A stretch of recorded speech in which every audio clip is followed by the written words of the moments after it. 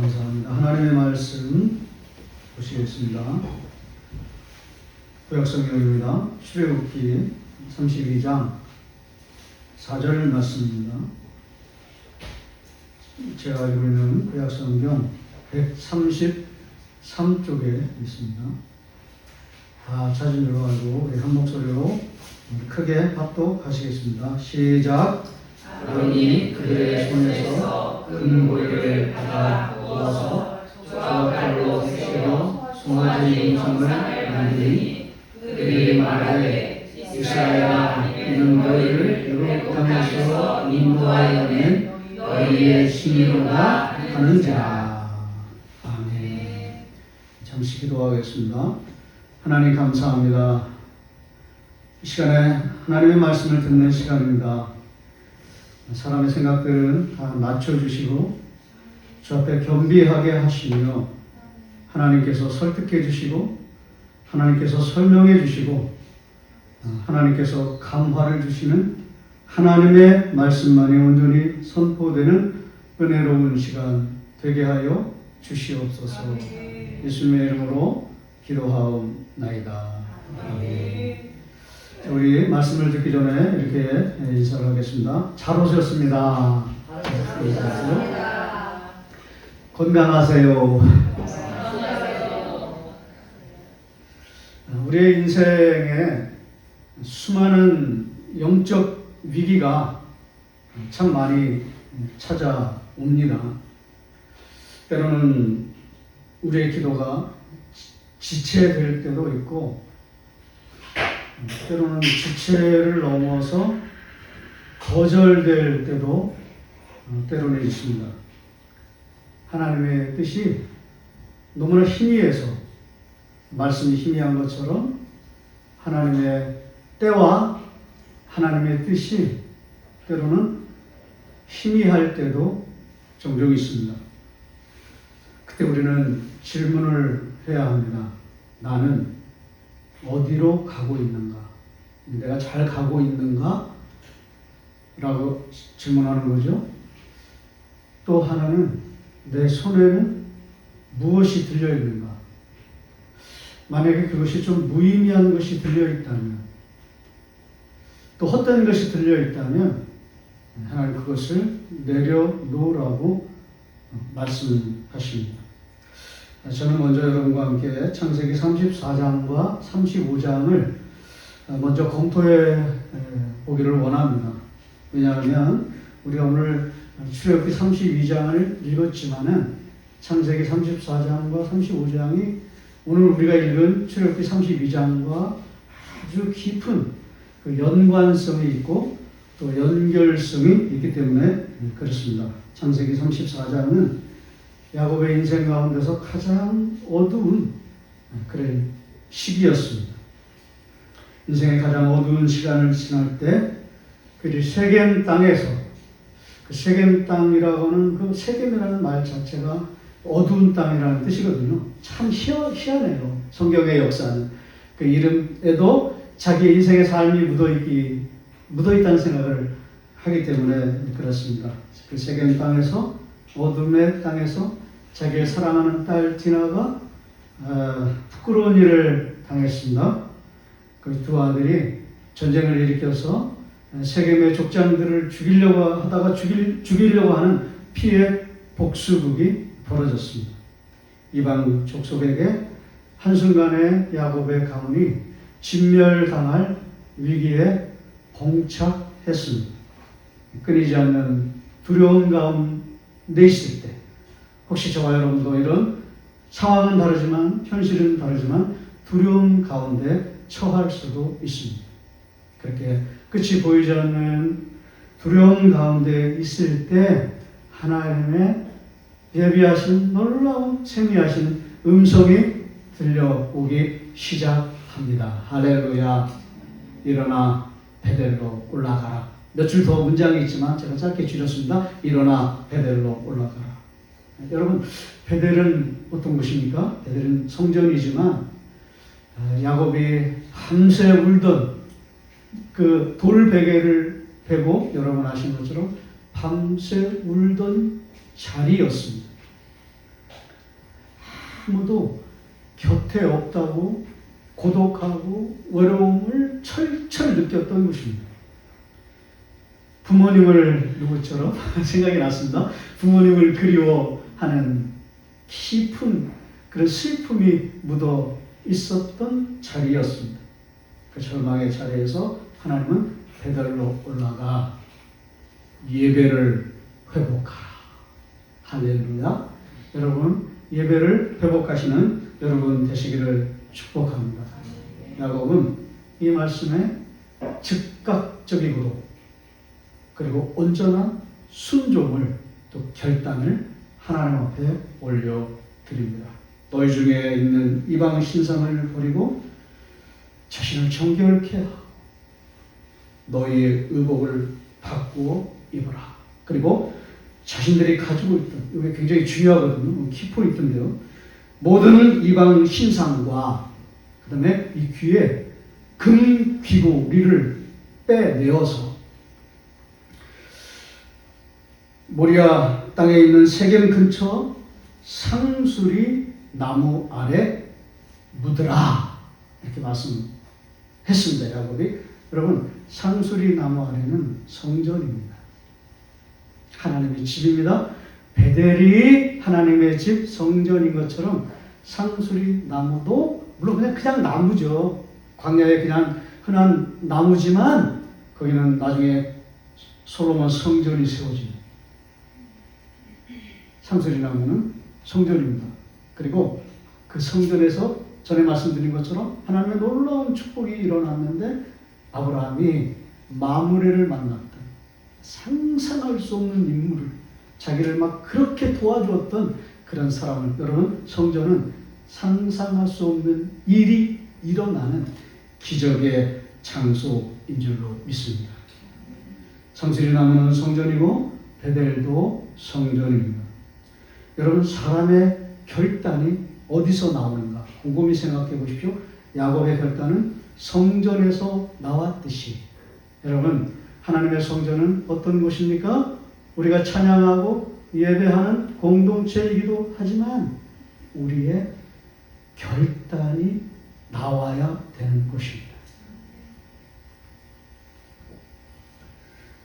사랑하시는 여러분, 교회는 어떤 곳입니까? 그렇다면 결단을 드리는 곳입니다.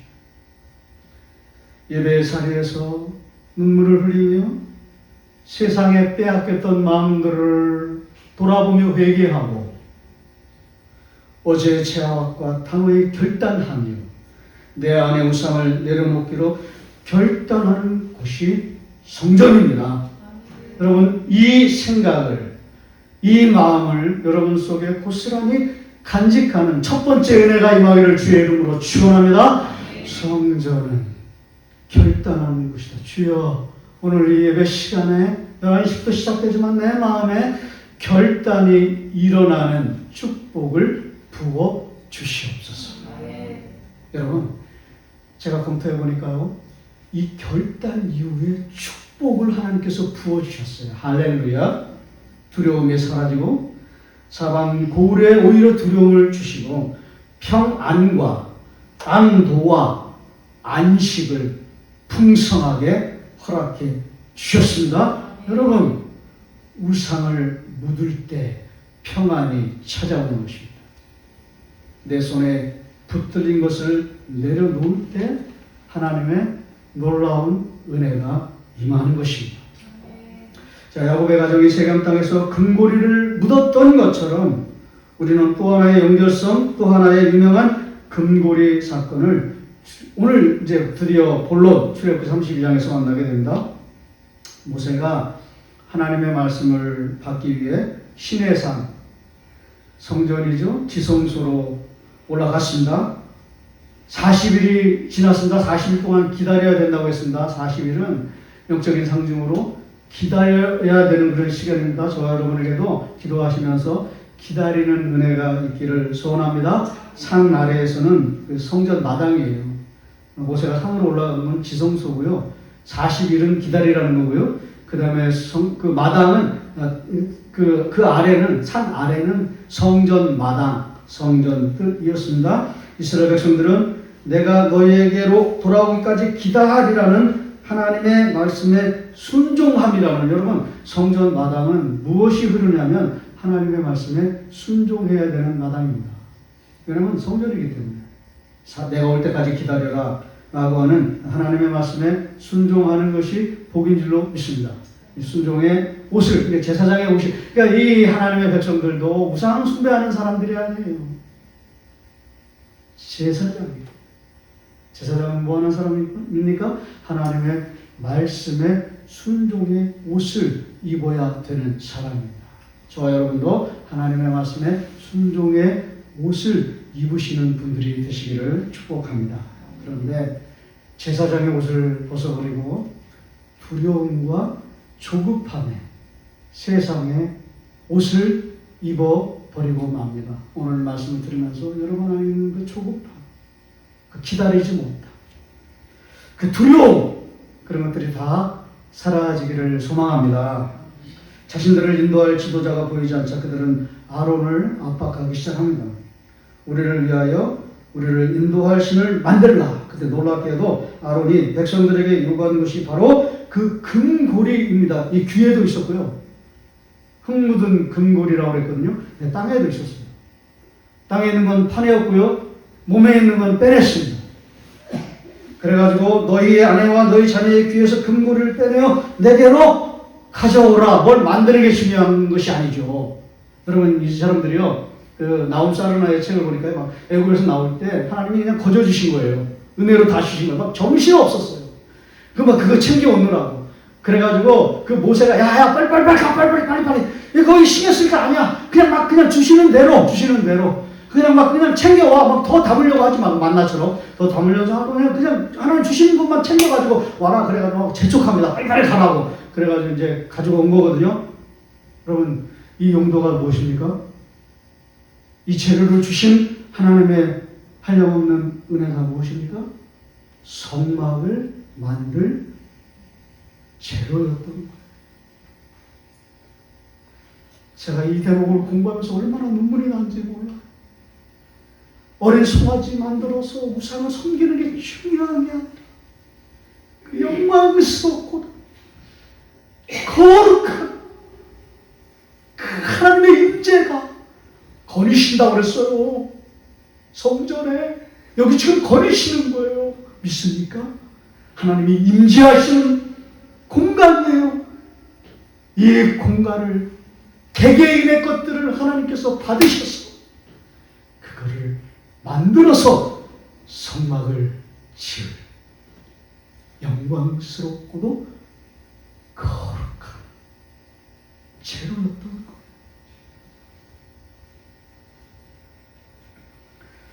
근데 그거를 두려움에 팔아버린 것이죠. 지체함에 넘겨버린 것이죠. 마귀의 권세에 잡혀버린 것이죠. 사랑하시는 여러분, 두려움이 있습니까? 지체하는 것 때문에 마음이 무거우십니까? 마귀에게 끌려가는 것이 있습니까? 오늘 그걸 여러분이 내려놓으시면 하나님의 영광의 치유와 회복이 부어주는 줄로 믿습니다. 이뿐만이 아닙니다. 흙 묻은 금고리라고 했습니다. 흙이 묻었다는 것은 무엇입니까? 땅에서 파냈다는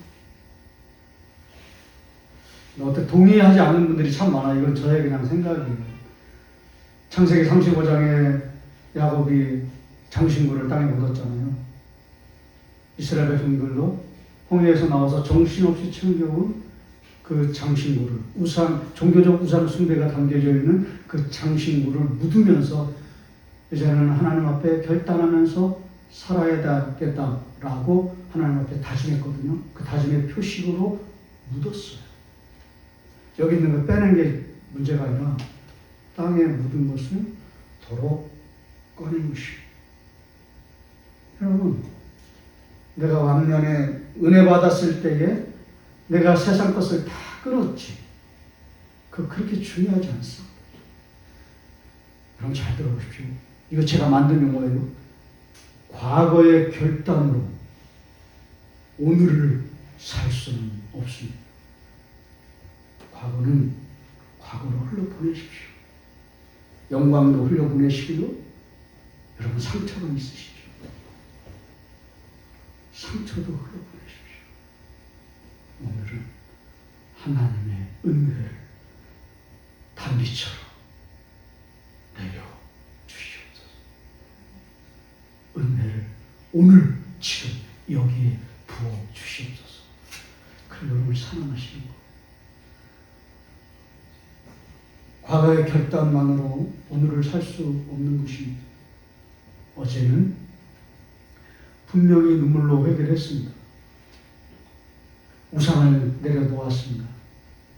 돈도 내려놓았고요. 욕망도 내려놓았고요. 인정받고 싶은 마음도, 욕구도 내려놓았고요. 탐심도 내려놓았습니다. 성공하고 싶은 마음, 부자가 되고 싶은 마음, 가난에서 벗어나려고 하는 욕심도 내려놓았습니다. 교만도, 상처도 어제는 다 내려놓았습니다. 다시는 쳐다보지 않으리라 결심했습니다. 그러나 위기가 찾아오고 하나님의 말씀이 희미해지니까, 하나님의 인도하심이 희미해진 것이죠. 그러니까는 다시 묻은 금고리를 파낸 것입니다. 여러분, 죄는 이렇게 무서운 것입니다. 지독한 것입니다. 반복적인 것입니다. 오늘은 더 강력한 하나님의 은혜가 저와 여러분에게 동일하게 필요한 줄로 믿습니다. 우리 안에 날마다 찾아오는 조급함과 그 두려움과 무서움을 십자가 앞에 다 묻어놓고 안식과 평안과 참된 회복을 얻을 수 있는 결단이, 그 우상의 싹을 잘라낼 수 있는 결단이 저와 여러분 가운데 있어지기를 축복합니다. 동일하게 오늘 성경은 우리에게 묻습니다. 너희는 지금 무엇을 다시 파내고 있느냐? 여러분 한번 생각해 보십시오. 우리도 광야와 같은 현실 때문에 묻었던 금고리를 다시 파내고 있지는 않습니다. 이게 중요한 질문이에요. 여러분 손에 다시 파내어진 것이 무엇입니까? 한번 되돌아보십시오. 생각해 보십시오. 여러분의 손에 들린 흙 묻은 금고리는 무엇입니까? 구약에 그 수천 년 전에 여기 이스라엘 백성들이 흙 묻은 금고리가 있었다, 그 얘기 하는 게 아니라 지금 당신의 손에 들려있는 흙 묻은 금고리 다시 꺼낸 거, 다시 파낸 우상은 무엇인가 한번 점검해 보라는 것입니다. 그리고 하나님 다시 물으십니다. 다시 묻으라. 할렐루야. 여러분에게 묻고 계시는 것입니다. 여러분, 이건 제가 묵상한 거예요. 다시 묻으라. 하나님의 요청이죠. 지금까지는 너희가 그렇게 너희가 그렇게 살아왔다 해도 지금까지 지내온 것을 내가 개의치 않겠다. 용서해 주시겠다 말씀하십니다. 하나님의 사랑이며 하나님의 은혜입니다. 그러니까 이 은혜를 덧입어서 다시 묻으라 라고 말씀하고 있는 것입니다. 할렐루야. 여러분 손에 있는 것을 묻으시는 시간 되시기를 축복합니다. 마지막으로 제가 좀 더 깊이 묵상한 통찰을 여러분과 나누겠습니다. 금고리를 묻으라, 우상을 묻으라 라고 하는 것을 넘어서 더 깊은 요구 속으로 우리를 초대하십니다. 금고리가 아니라 너 자신을 나한테 줄 수 없느냐? 너 자신을 묻을 수는 없겠니? 원래 제가 그 챗 GPT 안 좋아한다고 그랬잖아요. 너 자신을 묻어라! 그렇게 하지 말라는 거. 이 질문형으로 바꾸라는 거. 얘 아주 이상한 애예요. 골 때리는 애예요. 굉장히 원만한 애예요. 너 자신을 묻을 수는 없겠니? 이게 제가 채용한 것입니다. 여러분 자신을 묻을 수는 없겠니? 근데 가만히 제가 이 문장을 써놓고 보니까 하나님의 음성으로 들리더라. 묻어라! 죽어라! 떠나라! 이게 아니라 너 자신을 묻을 수는 없게. 하나님의 사랑이 반영된 것이라고 생각되고요. 예수 그리스도의 십자가의 은혜가 적용된 것이라고 한다면 오늘 이 질문이 여러분의 가슴을 파고드는 그런 질문이 되시기를 소망합니다. 하나님이 진짜 원하시는 궁극적인 결단은 나를, 여러분을 받으시는 것입니다. 겉으로 드러나는 몇 가지 수정이 아니에요. 행동이 아니에요. 헌금 조금 더 많이 하시는 거, 봉사 더 열심히 하시는 거. 물론 그런 거 참 은혜롭죠. 좋습니다. 예배에 조금 더 안 빠지고 잘 들여내시는 거. 종교적인 몇 가지 형식을 더 갖추는 정도가 아니라 툭 하면 다시 우상을 찾으려 하는 그 시퍼렇게 살아있는 내 자, 나의 옛사람, 그걸 벗어버리라고 말씀하고 계시는 것입니다. 너희는 유혹의 욕심을 따라 썩어져가는 구습을 따르는, 여러분 다 아시는 말씀인데요. 옛사람을 벗어버리면 어떻게 되느냐? 오직 심령이 새롭게 되어 하나님을 따라 의와 진리의 거룩함으로 지으심을 받은 새 사람을 입으라. 옛 사람을 벗어버리면 새 사람으로 만들어 주시겠다는 놀라운 축복의 말씀입니다. 더 나아가서 십자가에 못을 박을 수는 없겠니? 이것도 또 질문이에요. 왜 이렇게 질문 좋아하는지 모르겠어요. 나는 십자가에 못 박으라 그랬거든요. 십자가에 못 박으실 수는 없겠습니까? 이렇게 박으라는 거예요. 내가 그리스도와 함께 십자가에 못 박혔나? 그런즉 이제는 내가 사는 것이 아니라 오직 내 안에 그리스도께서 사는 것이라. 이제 내가 육체 가운데 사는 것은, 여기 중요해요. 나를 사랑하사 나를 위하여 자기 자신을 버리신 하나님의 아들을 믿는 사랑 안에 사는 것이라. 할렐루야. 그리고 한번 쉬라는 거예요. 제가 설교 원고를 올렸다고 그랬잖아요. 너무 급하다는 거예요. 목사님이라고 나네요. 성도님은 지금 너무 막 급하고 막 너무 감정하고 너무 그냥 고조가 돼 있다는 거예요. 여기서 잠깐 쉬라는 거예요. 자, 잠깐 쉬겠습니다. 제가 진짜 똑똑해요. 제가 최고적 절정으로만 설교를 쏘아대는 걸 아는 거예요. 여기서 좀 차분해지라는 거죠. 저는 전도사님 때문에 차분해지기도 하고요. 걔 때문에 좀 이번에 차분해지기를 원합니다. 그리스도와 함께 십자가에 여러분 자신을 못 박으시기를 소원합니다. 흙 묻은 금고리 같은 자아를 십자가 아래 묻으십시오. 내가 사는 것이 아니라 그리스도께서 흑암의 권세에서 사랑의 아들의 나라로 옮기신 그 사랑의 주님, 그 그리스도께서 사시도록 하십시오. 내가 살아있으면 주님이 일하실 수가 없습니다. 이거 제가 만드는 거예요. 그런 것 같아요. 내가 죽어야 주님이 일하시는 줄로 믿습니다. 나를 사랑하시고 나를 위하여 자기 몸을 버리신 하나님의 아들을 믿는 믿음 안에 사시기를 바랍니다. 그분의 사랑과 은혜에 힘입어서 여러분 자신을 결단하는 은혜가 있기를 축복합니다. 제가 이 설교를 마지막으로 성경을 좀 예화로 좀 들고 싶어서 좀 기도를 좀 해보니까 누가복음 7장이 생각났어요. 그걸 여러분에게 좀 말씀을 드리겠습니다. 누가복음 7장은 나인성의 과부의 아들이 살아나는 그런 이야기입니다. 나인성이라는 그 이름의 뜻은 기쁨의 마을이에요. 그 이름의 뜻이 있다고 그랬잖아요. 그죠? 기쁨의 마을인데 과부의 아들이 죽었어요.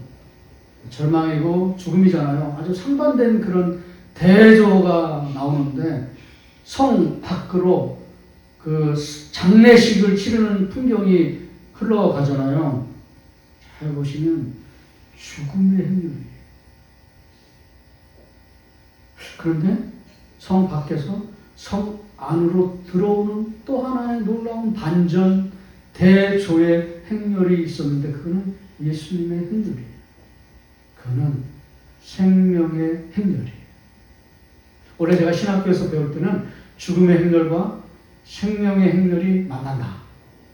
그러니까 예수님을 믿어야 생명이요 부활을 경험할 수 있다.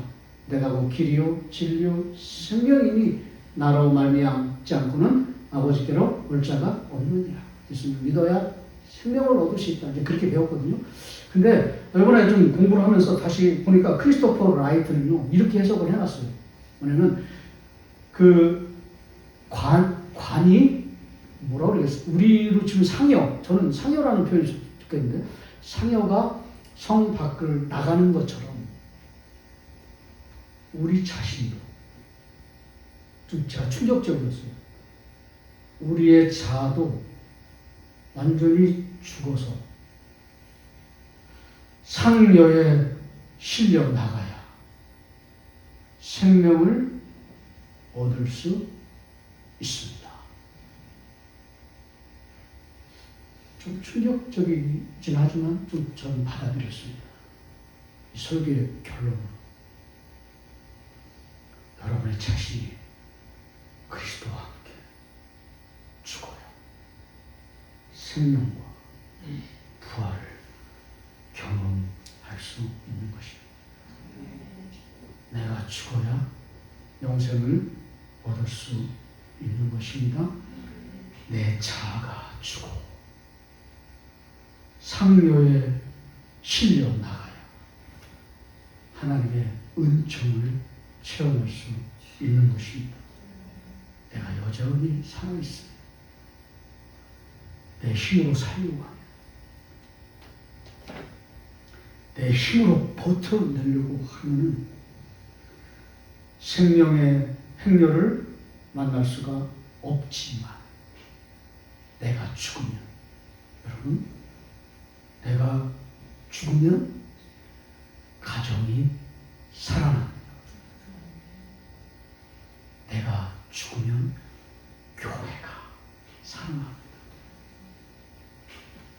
내가 죽으면 관계가 끝없이 나를 올가매는 상처가 죽고 영원한 은혜가 살아나는 줄로 믿습니다.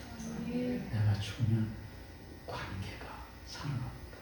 이런 치유와 회복이 강같이 흘러 넘치는 우리 모두가 되시기를 주의 이름으로 축원합니다.